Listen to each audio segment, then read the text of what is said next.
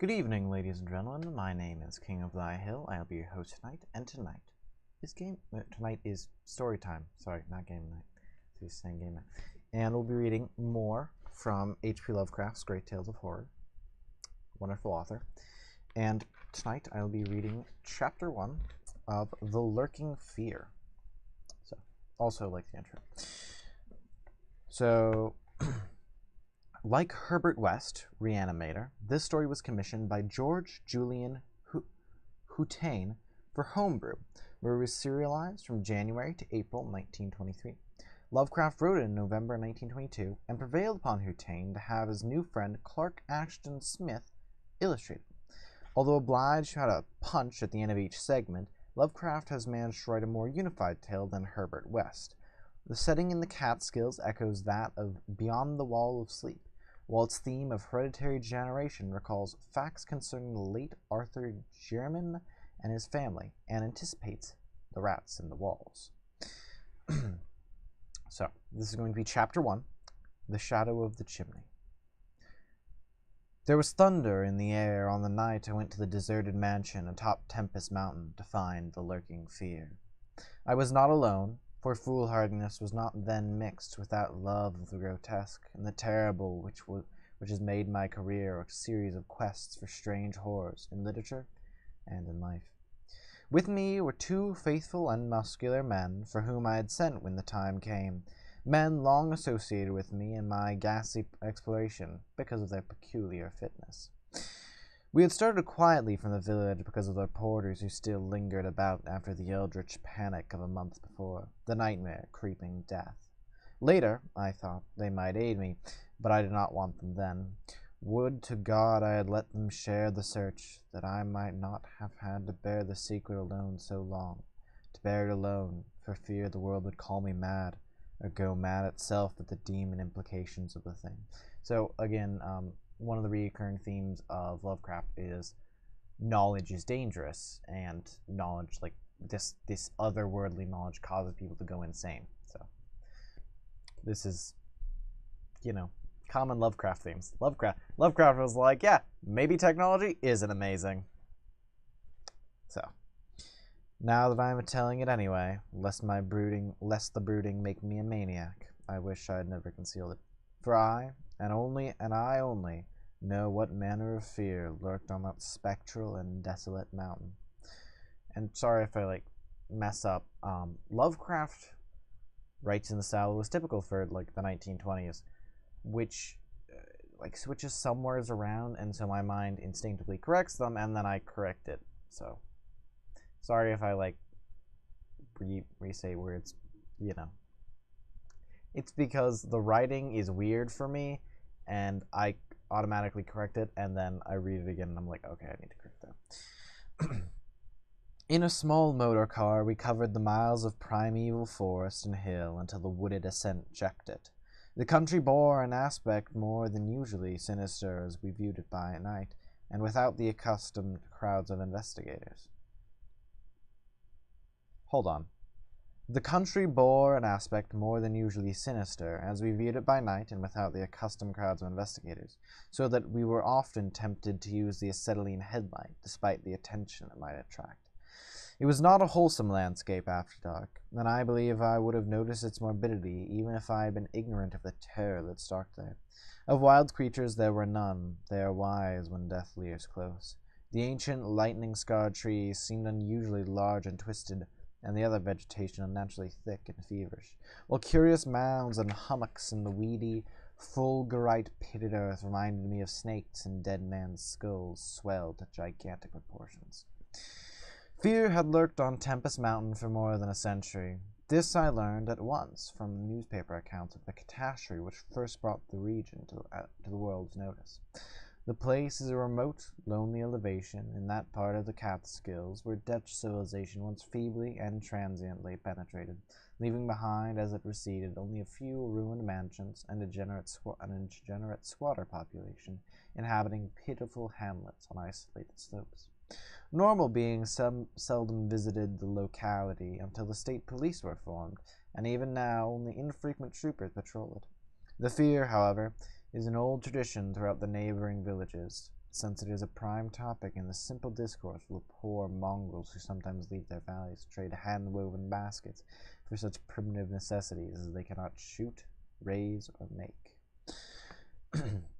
The lurking fear dealt in the shunned and deserted Martin's mansion, which crowned the high but gradual eminence whose liability to frequent thunderstorms gave it the name of Tempest Mountain. For over 100 years, the antique, grove-circled stone house had been the subject of stories incredibly wild and monstrously hideous, stories of a silent, colossal, creeping death which stalked abroad in summer. With whimpering insistence, the squatters told tales of a demon which seized their lone wayfarers after dark, either carrying them off or leaving them in a frightful state of gnawed dismemberment, while sometimes they whispered of blood trails towards the distant mansion. Some said the thunder called the lurking fear out of its habitation, while others said the thunder was its voice. No one outside the backwoods had believed these varying and conflicted stories, with their incoherent, extravagant descriptions of the half-glimpsed fiend, yet not a farmer or village doubted that the Martins' mansion was ghoulishly haunted. Local history forbade such a doubt, although no ghostly evidence was ever found by such investigators as had visited the building, after some especially vivid tale of the squatters. Grandmothers told strange myths of the Martins' spectre, myths concerning the Martins family itself, its queer hereditary dissimilarity of eyes, its long, unnatural annals, and the murder which had cursed it. I don't actually know how to say that word. Annals? It's like, I'm fairly certain it's like the history of something. It's spelled Annals. Annals, whatever. Probably pronouncing it wrong. Anyway. The terror which brought me to the scene was a sudden and portentous confirmation of the mountaineers' wildest legends. One summer night, after a thunderstorm of unprecedented violence, the countryside was aroused by a squatter stampede which no mere delusion could create. The pitiful throngs of natives shrieked and whined of the unnameable horror which had descended upon them, and they were not doubted. They had not seen it, but had heard such cries from one of their hamlets that they knew a creeping death had come. In the morning, citizens and state troopers followed the shuddering mountaineers to the place where they said the death had come. Death was indeed there. The ground under one of the squatters' villages had caved in after a lightning stroke, destroying several of the malodorous shanties, but upon this property damage was superimposed an organic devastation which paled it to insignificance. Of a possible 75 natives who had inhabited the spot, not one living specimen was visible. The disordered earth was covered with blood and human debris, bespeaking too vividly the ravages of demon teeth and talons, yet no visible trail led away from the carnage. That some hideous animal must be the cause, everyone quickly agreed, nor did any tongue now revive the charge that such cryptic deaths formed merely the sordid murders common in decadent communities. That charge was arrived only when about 25 of the estimated population were found missing of the dead, and even then it was hard to explain the murder of 50 by half that number. But the fact remained that on a summer night a bolt had come out of the heavens and left a dead village whose corpses were horribly mangled, chewed, and clawed. The excited countryside immediately connected the horror with the haunted Martens mansion, though the localities were over 3 miles apart. The troopers were more skeptical, including the mansion only casually in their investigations, and dropping it altogether when they found it thoroughly deserted. Country and village people, however, canvassed the place with infinite care, overturning everything in the house, sounding ponds and brooks, and beating down bushes and ransacking the nearby fortresses. All was in vain. The death that had come had left no trace save destruction itself. That's another thing that these stories sort of trip me up with is, for example, sounding ponds and brooks. From context, I can assume that sounding means like searching. So it's like searching ponds and brooks. But it's not something that I would think of when I hear sounding. And honestly, I don't really know I don't think sounding has very much of a meaning having like some specific contexts in modern language. And so because it uses words that are 80 years old, it's sort of like, it's not as intense as reading like Shakespearean English, because Shakespearean English is just, none of the words mean what you think they mean. So yeah, it's not as intense as reading Shakespearean English, but it's not the same as reading like a book written today or a book written 5 years ago, because then the text is pretty much the same. So anyway, by the second day of the search, the affair was fully treated by the newspapers, whose reporters overran Tempest Mountain. They described it in much detail, and with many interviews to elucidate the horror's history as told by local grandmas. I followed the accounts languidly at first, for I am a connoisseur in horrors, but after a week I detected an atmosphere which stirred me oddly, so that on August 5th, 1921, I registered among the reporters who crowded the hotel at Lefferts Corner, nearest village Tempest Mountain, and acknowledged headquarters of the searchers. 3 weeks more, and the dispersal of the reporters left me free to begin a terrible exploration based on the minute inquiries and surveying with which I had meanwhile busied myself. So on this summer night, while distant thunder rumbled, I left a silent motor car and tramped with 2 armed companions up the last mound-covered reaches of Tempest Mountain, casting the beams of an electric torch on the spectral gray walls that began to appear through giant oaks ahead. In this morbid night solitude and feeble shifting illumination, the vast box-like pile displayed obscure hints of terror which day could not uncover. Yet I did not hesitate, since I had come with fierce resolution to test an idea. I believed that the thunder called the death demon out of some fearsome, secret place, be that demon solid entity or vaporous pestilence. I meant to see it. I had thoroughly searched the room before, hence knew my plan well, choosing as the seat of my vigil the old room of Jan Martens, whose murders loomed so great in the royal legends. I felt subtly that the apartment of this ancient victim was best for my purposes. The chamber, measuring about 20 feet square, contained, like the other rooms, some rubbish which had once been furniture. It lay on the second story, on the southeast corner of the house, and had an immense east window and narrow south window, both devoid of panes or shutters. Opposite the large window was an enormous Dutch fireplace with scriptural tiles representing the prodigal son, and opposite the narrow window was a spacious bed built into the wall. As the tree-muffled thunder grew louder, I arranged my plan's details. First, I fastened side by side to the ledge of the large window 3 rope ladders which I had brought with me. I knew they reached a suitable spot on the grass outside, for I had tested them. Then the 3 of us dragged from another room a wide 4-poster bed, crowding it laterally against the window. Having strewn it with fir boughs, all now rested on it with drawn-out automatics, 2 relaxing while the 3rd watched. From whatever direction the demon came, our potential escape was provided. If it came from within the house, we had the window ladders. If from outside, the doors and the stairs.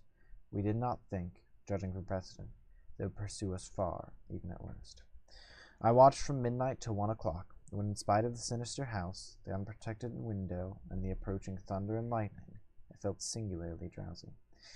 I was between my 2 companions, George Bennet being toward the window, and William Toby toward the fireplace. Bennet was asleep, having apparently felt the same anomalous drowsiness which affected me, so I designated Toby for the next watch, although he was nodding.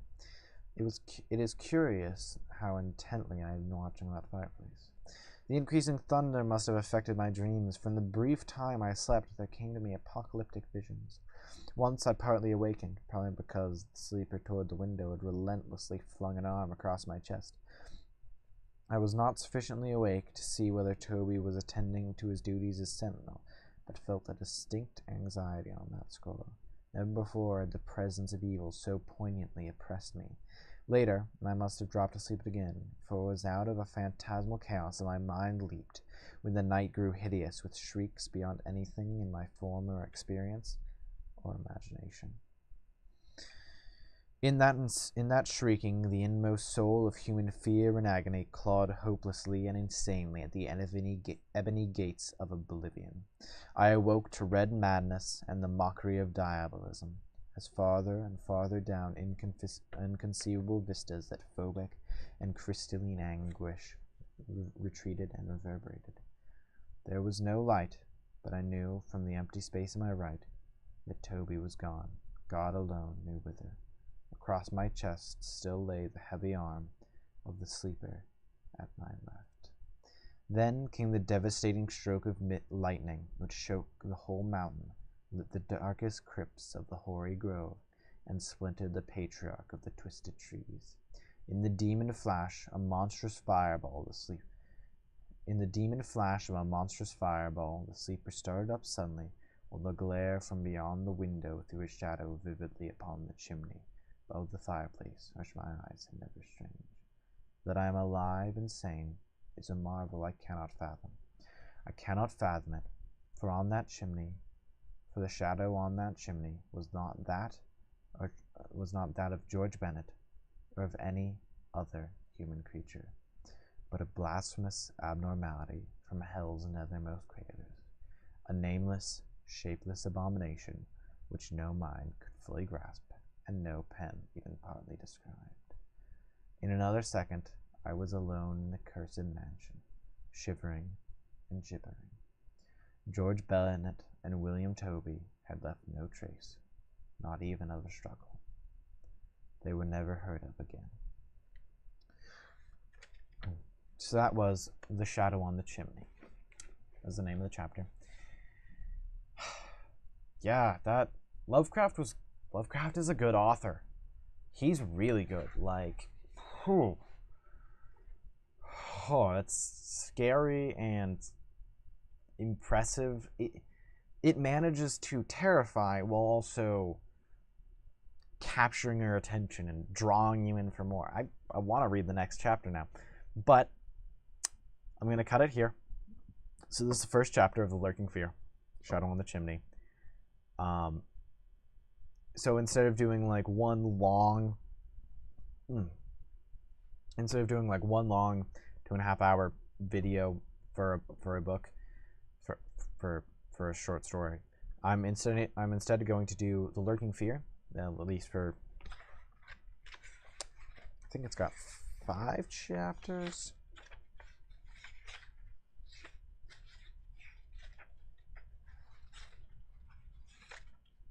Nah, it's only got 4 chapters.